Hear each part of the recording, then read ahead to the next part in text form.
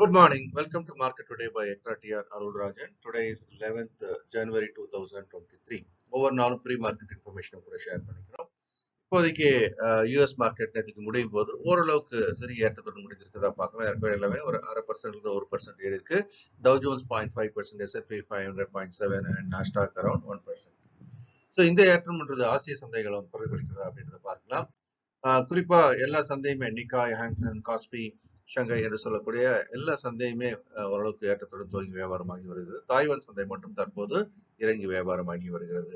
So இதனுடைய அடிப்படையில் நம் சந்தை எப்படி ஓப்பன் ஆகலாம் அப்படின்றதையும் பார்க்கலாம். HX நிஃப்டி அப்படின்னு பார்த்தீங்கன்னா ஒரு மார்ஜினல் கேப், ஒரு சின்ன ஏற்றத்துடன் தற்போது வியாபாரமாகி வருகிறது. ஆனாலும் கூட நம்ம தொடர்ந்து எஃப்ஐஸோட செல்லிங் ப்ரெஷர் இருந்துட்டு இருக்கிறத நம்ம பார்க்குறோம். அதனால எல்லா ஹையர் லெவல்லையுமே செல்லிங் திரும்ப வரும்ன்றதை நம்ம மனதில் வைத்துக் கொள்ள வேண்டும். நிஃப்டியை பொறுத்த வரைக்கும் இந்த ரேஞ்ச் அப்படின்றது 17,800 18,300 இந்த ரேஞ்ச் பாத்தீங்க அப்படின்னா ஏற்கனவே கடந்த 3 வாரங்களுக்கு மேலாக 3-4 வாரங்களாக இந்த ரேஞ்சுக்குள்ளே இருக்கிறத நம்ம பார்க்கிறோம்.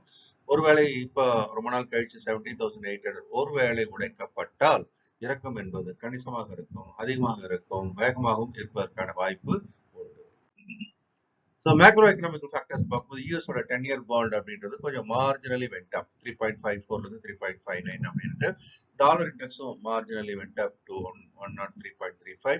பிரெண்ட் குரூட் ஏற்கனவே அதே விலையில தான் வியாபாரம் ஆயிட்டு பார்க்குறோம். ஒரு சில சென்ட்ஸ் மட்டும் மேலே கீழே ஒரு பேரல் $79.45 வியாபாரம் ஆயிட்டு இருக்கு. கோல்டும் பெரிய மாற்றம் இல்லை. முன்னாடி $1872 பெர் அவுன்ஸ் இருந்தது. $1874 இருக்கு. ஒரு $2 மார்க்கத்தில் வியாபாரமாகி வருகிறது.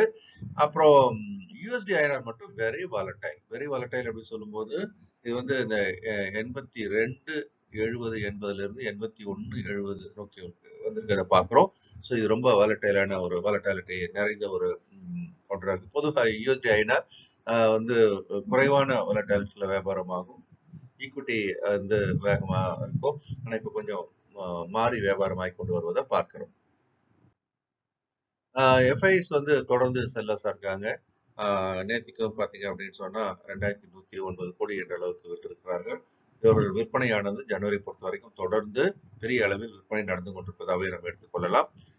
டிஐஸ் ஓரளவுக்கு 1806 கோடிக்கு வாங்கியிருக்கிறாங்க. ஓரளவுக்கு மேட்ச் பண்ணியிருக்காங்க.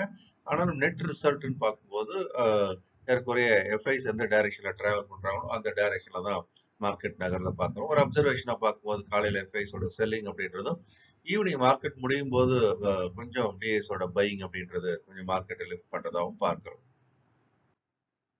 ஸோ ஒவ்வொரு நாளும் காலையில 11 மணிக்கு எக்ட்ரா டிவி தமிழ் சேனல்ல நம்ம நிஃப்டியை லைவ் அனலைஸ் பண்றோம். அன்னன்னைக்கு வியாபார வாய்ப்புகளையும் நாம் அடையாளம் காண்கிறோம். கண்டிப்பா இது உங்களுக்கு உதவியாக இருக்கும். மார்க்கெட்டோட நிலவரத்தை கேண்டில்ஸ் வழியா பார்க்க ஆரம்பிக்கிறோம். கேண்டில்ஸ் பார்க்கும்போது நேத்திக்கு முடிஞ்ச கேண்டில் அப்படின்றது என்னவா இருக்கு? ஒரு பியர் கேண்டில். இந்த பியர் கேண்டில் அப்படின்றது இப்போ எஃப்ஐஸோட செல்லிங்கோட அடுத்த கட்டத்தை குறிக்குது. தொடர்ந்து இது ஒருவேளை நான் இப்ப தொடர்ந்து சொல்லிக்கிட்டே வந்த மாதிரி 17,800 உடைத்து கீழே முடிந்தால் அப்படின்னு சொன்னா அங்கிருந்து ஒரு 500 புள்ளிகள் அளவுக்கு கூட இறங்கலாம்.